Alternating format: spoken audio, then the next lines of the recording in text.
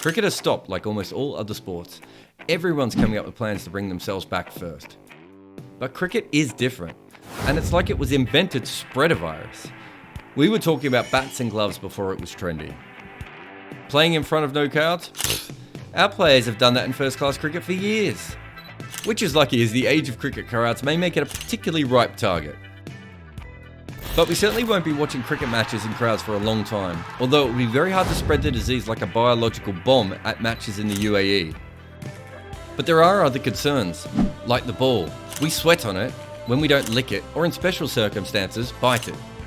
It can't be replaced after every delivery, and at least 11 people will touch it per innings. You can social distance the players in the stands, but you can't stop first slip catching a ball that has finger sweat on it from the bowler. In golf and tennis, self-isolation while playing is possible. In cricket, the slips will be standing within 2 metres of each other for 6 hours. Even in a T20 match, wicketkeeper will be up at the stumps for near 45 minutes. Look, I get it. The ICC want to keep saliva off the ball, and let's keep saliva off as many things as possible right now. But until someone invents a disinfecting lubricant that helps the ball swing the same as spit, or checks notes, creates a COVID vaccine, we won't see a lot of cricket. This won't be the last wacky idea we hear about, because these boards are having to lay off staff. It is their job to bring cricket back. They're just as out of depth here as everyone else, and they're sitting at home with increasingly poor hairstyles just trying to restart cricket. Even accounting for sweaty saliva balls and the invasions of your space in the slips, there are over 100 member nations, and many of these play a lot. One team from a country visits another nation, their coaches often come from all over, and the umpires, well, they come from different places again. Also, pitches matter. Reusing the same square for an entire series will provide massive problems. Then there's the people. To run this, we're not talking about 22 players and 2 umpires. According to cricket officials I've talked to, it would take 350 people to get a cricket game up and running. So for a test, that's over 1,500 nasal swabs. If you factor in a T20 tournament, the number of people rise again, upping the swab strike rate. And all these people would have to be isolated for 2 weeks prior. Some will be highly paid professional athletes, averagely paid journalists, and also poorly paid hotel and ground staff. Can we trust this lot not to nip off for a romantic rendezvous or a beer with friends? Certainly not the cricket writers.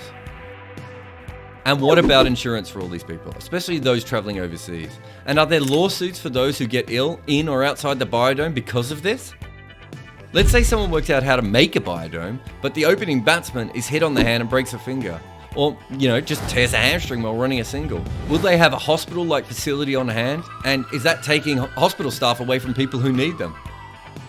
What if it's something more random and the player has to leave the biodome? Then they're going to have to be in solitary confinement for 2 more weeks. So we'll need COVID substitutions for a lot of injuries. And what of normal injuries? How many players can you have in isolation waiting for a chance to play? And will they be test match ready? How many fast bowlers is enough in your squad? Will we actually need 20 to 25 players in isolation for each series? And let's say they play a test and during lunch on day 3, a player is found to have the virus. Or not even a player, but someone in the facility. The match has to be abandoned, and then you have to make everyone isolate for another 14 days. And what happens if cricket comes back early and is involved in the spread of the virus? People complain about legal runouts. Imagine how upset this will make them.